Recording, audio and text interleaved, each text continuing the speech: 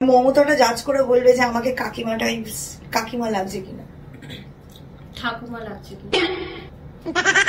মমতাকে আমি কাজটা দিয়েছি যে তুমি দায়িত্ব নিয়ে জিনিসটা নোংরা করো, এর মাঝে ঘষতে হবে, তারপর মুখে দেখলে পাদ।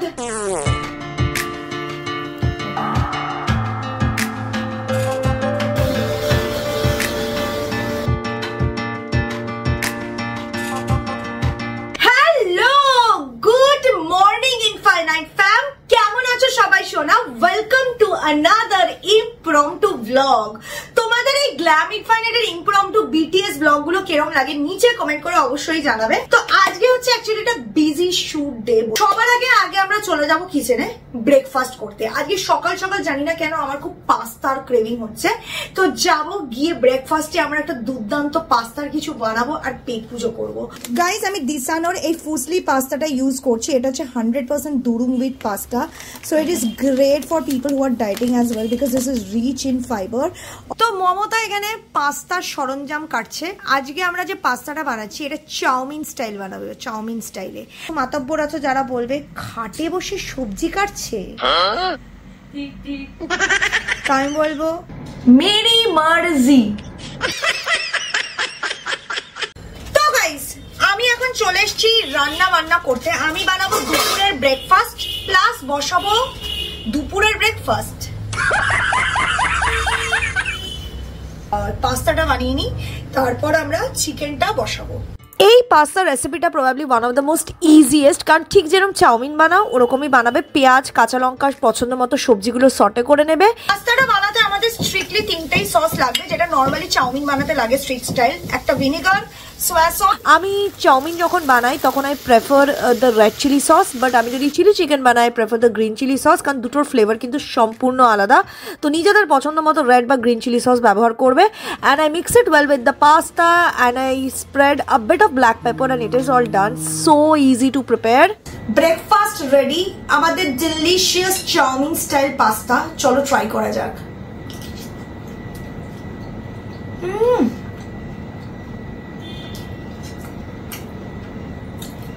অসাধারণ।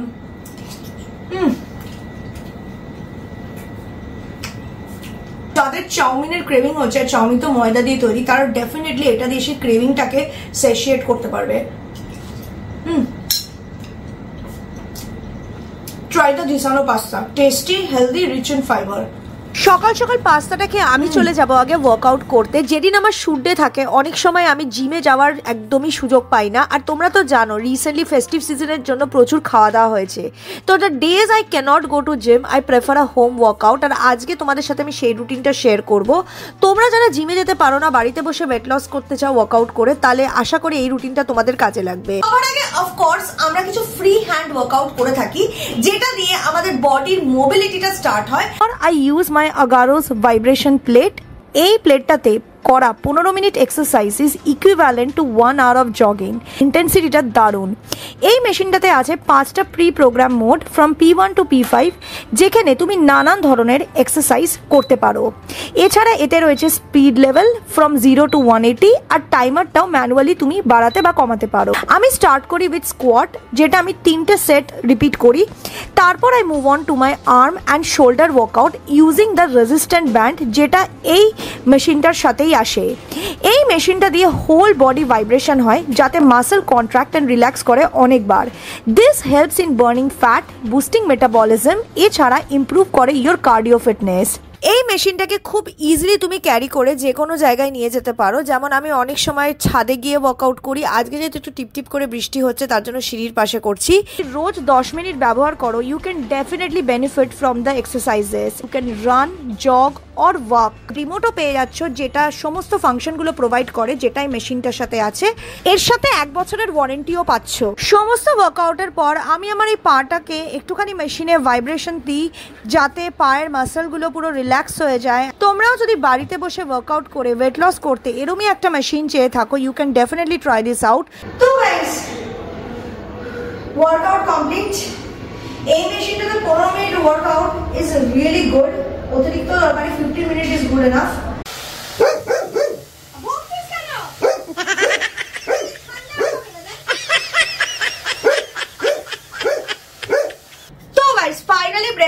কমপ্লিট হয়ে গেছে আর আমি চলে এসেছি গ্রিন টি নিয়ে। তোমরা তো জানো সকাল সকাল গ্রিন টি মাস্ট। এবার হচ্ছে আমাকে সবার আগে যেতে হবে নিচে, গাড়ির একটা শুট আছে, ওই শুটটা কমপ্লিট করে আমরা ওপরে আসবো। এসে ওপরেও কিছু মানে ব্র্যান্ডের কাজকর্ম আছে যেটার জন্য আমাকে মেকআপ টেকআপ করতে হবে, আর প্লাস একটা ইনস্টাগ্রামেরও শুট আছে, ঠিক আছে? তো চলো আগে নিচে যাওয়া যাক, গাড়ির শুটটা কমপ্লিট করি। তো আমাকে জামাটা চেঞ্জ করে নিচে যেতে হবে।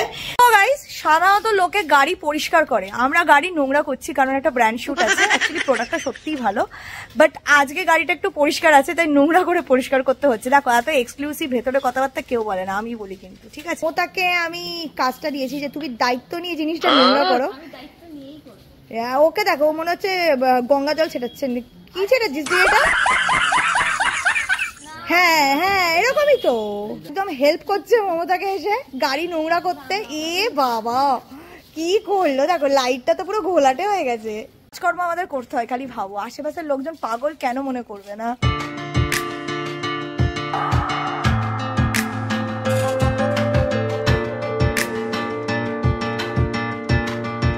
তো গাইস, নিচে শুটটা ছেড়ে জাস্ট ওপরে উঠলাম আর এই কুর্তিটা পরেছি। অ্যাকচুয়ালি আমি এই যে শুটটা এখন করবো, মমতাটা জাজ করে বলবে যে আমাকে কাকিমা লাগছে কিনা, ঠাকুমা লাগছে কিনা।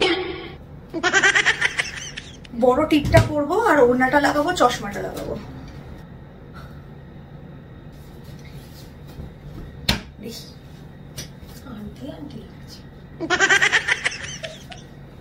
আন্টি তো সাজলাম, তো আন্টি আন্টি লাগবে না। শুট করে আমি চলে এসেছি রান্নাঘরে। আজকে বাড়িতে আমি ইলিশ মাছ রান্না করছি, তাও আবার কচু দিয়ে। এটা ছোট সাইজের ইলিশ, কারণ এখন তো ইলিশের সিজন নয়। সবার আগে দেখো ঝোলের জন্য হলুদ, জিরে, লঙ্কার গুঁড়ো একটা বাটিতে জলের সাথে গুলিয়ে নিয়েছি।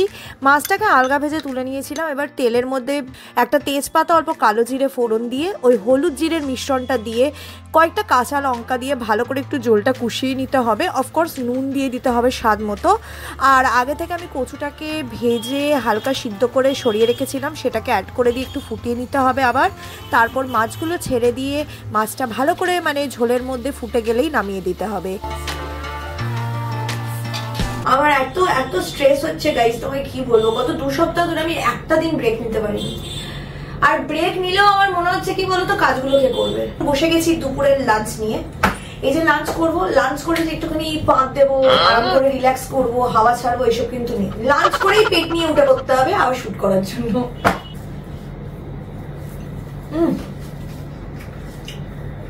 অ্যাজ ইউজুয়াল মাসির কলমি শাকটাকে নুন পোড়া বানিয়েছে। অ্যাজ ইউজুয়াল নুন পোড়া বানিয়েছে।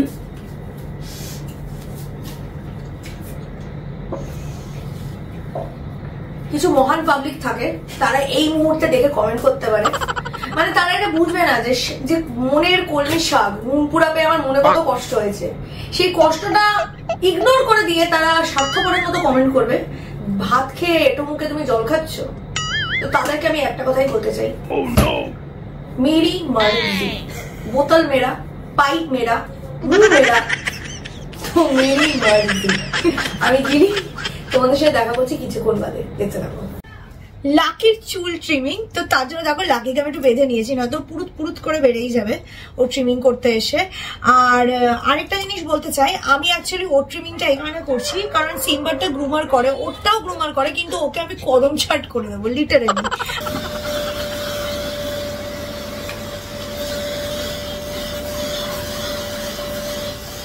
লাকিকে কদম ছাট কেটে দিয়েছি, সিম্বার কদম ছাট কাটতে চায় না, আর ওকে কদম ছাট কাটবো না, কিন্তু ভাবছে ওকেও ধরবো কাটার জন্য, তাই ও হড়বড়ি করছে। আমার জানি না কেন হঠাৎ করে ভীষণ রকম গড়িয়াহাটের চিকেন রোলের ক্রেভিং হচ্ছে। তো আমার লাঞ্চ করা হয়ে গেছে, আমি ভাবলাম বিকেলের কাজকর্ম শুরু করার আগে একটু যাই, গিয়ে রোল টোল একটু টিকিয়া কিনে আনি। এডিটিং বাকি, তো তার জন্য এই খাবারটা নিয়ে যাচ্ছি। আজকে একটু উইকেন্ড, তো উইকেন্ডের দিন লোকে মজা করে, আমি এডিটিং করি, কি করবো বলো। তো গাইস, আমরা ফাইনালি পৌঁছে গেছি গড়িয়াহাটে। একটা চিকেন স্পেশাল রোল, একটা তোমার চিকেন কাবাব, শিক কাবাব, আর একটা চিকেন টিকিয়া নিয়ে যাবো। আমাকে একটু তাড়াতাড়ি ছেড়ে দেবে আজকে।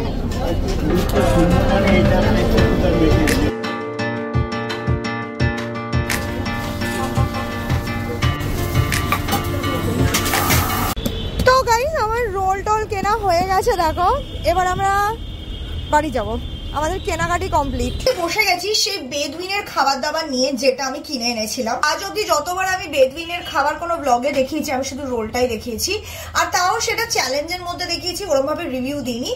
আজকে আমি বেদুইনের 3টে আইটেম নিয়ে এসেছি, যেটা পার্সোনালি আমার খুব পছন্দের আইটেম। এর বাইরেও 2-3টে আইটেম আছে যেটা আমার খুব ভালো লাগে ওদের ওখান থেকে, বাট অবভিয়াসলি অত তো একা গেলা যায় না। আমি তো আজকে ফুড চ্যালেঞ্জ করছি না যে 10-12টা আইটেম নিয়ে নেবো। বুঝতেই পারছো, যেটা যেটা কিনছি আমাকে একাই পুরোটা শেষ করতে হবে। আগে যেটা আমার কাছে আছে সেটা হচ্ছে চিকেন রোল। এটা হচ্ছে ওদের স্পেশাল চিকেন রোল। এবার স্পেশাল চিকেন রোলটা ওদের 2 ধরনের হয়। একটা করে ওরা চিকেন কাবাব দিয়ে, যেটা আমার পার্সোনালি খুব একটা ভালো লাগে না, কারণ কাবাবের পিসগুলো অনেকটা বড় থাকে, বাট কাবাবগুলো না খুব ড্রাই লাগে আমার পার্সোনালি। ওটা আমি যেটা পছন্দ করি সেটা হচ্ছে ডাবল সিক দিয়ে চিকেন রোল। ওদেরকে বলতে হয় যে তুমি কাবাব চাইছো নাকি স্পেশাল সিক চাইছো। এবার আমি না বেদুইনে অনেক ছোটবেলা থেকে খাই, মানে আমি সেই যখন স্কুলে পড়তাম বাবার সাথে প্রথম হাত ধরে মমতা শঙ্করের নাচের স্কুলে নাচ শিখতে যেতাম, সেই আই থিঙ্ক ক্লাস 8-9 থেকে, তখন থেকে খাই। তো বেদুইনে যে কাকুগুলো বসে তারা লিটারালি আমাকে ছোটবেলা থেকে চেনে। বেদুইনের রোলের স্পেশালিটি হচ্ছে বেদুইনের রোলে কোনো রকম সস দেয় না। ওই যে শিক কাবাবের একটা স্মোকি ফ্লেভার আছে, ওই পুরো ফ্লেভারটা পরোটাটার মধ্যে পাওয়া যায়। আর চিকেন রোল এই যে দেখেছো, ভেতরে ভর্তি চিকেন। Let's try.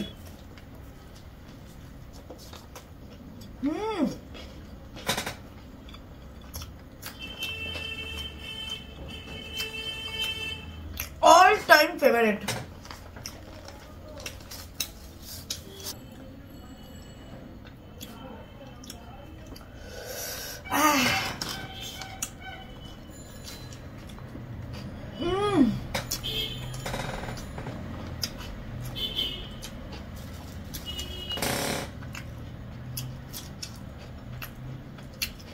মারাত্মক। এদের পরোটাটাও খেতে খুব ভালো হয়, হালকা চিউই পরোটা, ফ্রেশ শিক কাবাব, একটা হালকা স্মোকি ফ্লেভার, সুন্দর পেঁয়াজ আর ক্যাপসিকাম আর লেবুর টকটক ভাব, কাঁচা লঙ্কার কামড় দিয়ে অসাধারণ লাগছে। যে আইটেমটা নিয়েছি সেটা হচ্ছে ওদের চিকেন টিকিয়া। এবার ওদের চিকেন টিকিয়াটা না খুব ইউনিক, মানে আলুর মধ্যে চিকেন মিক্স থাকে, মানে একটা হয় না ডিপ ফ্রাইড চিকেন টিকিয়া, ওরকম না, হালকা অয়েলে এটা ফ্রাই করা, খেলেও বোঝা যায় একদম চ্যাপচ্যাপে না, ভেতরটা অনেকটাই ড্রাই থাকে। দিস হাউ দ্য শিক কাবাব লুকস, বেশ টেস্টি। अगेन মানে এই পুরটাই কিন্তু ওরা লিটারালি রোলের ভেতর দেয়, প্লাস আমি এটাকে আলাদা করে আবার কিনে আনি, ভেঙে টেস্ট করি।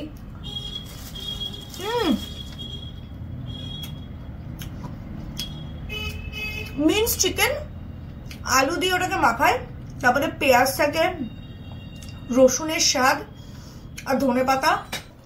আমি এটাকে গ্যাসে নিয়ে গিয়ে অল্প পেঁয়াজ কুচিয়ে ক্যাপসিকাম কুচিয়ে ঘরেই ফ্রাই করে নেবো ভেঙে ভেঙে, তখন ওই টেস্টটা পাওয়া যাবে। ট্রাই করব সেটা হচ্ছে চিকেন কাবাব। এই যে দেখো একটা কাবাব তুলে নিয়েছি।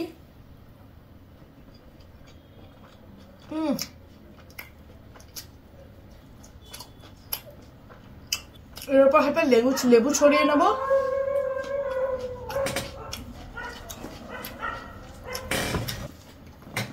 এগুলো খাই, খেয়ে নিয়ে আমার একটা ইনস্টাগ্রাম শুট আছে, ঠিক আছে, মেকআপের শ্যুটটা করি। ওই শ্যুটটা না কিছু বিটিএস নেব না, কারণ আমি এখন একা একা শ্যুট করছি। তো মমতা থাকলে বিটিএসটা নিতাম, মমতা নেই, আমাকে সব সেট আপ করতে হবে, তাই বিটিএস নেব না। মেকআপটা যখন রিমুভ করব তখন আবার দেখা করব। 1 hour later. Guys, makeup complete, আর তোমরা দেখতে পাচ্ছ আমার কপালের মাঝে চাঁদ। এবার দেখবে এই চাঁদ কি করে পাদে পরিবর্তন হয়। সবার আগে আমি সেটা করার জন্য ইউজ করব আমার সুইস বিউটির মেকআপ রিমুভিং অয়েল। এর মাঝে ঘষতে হবে, তারপর মুখে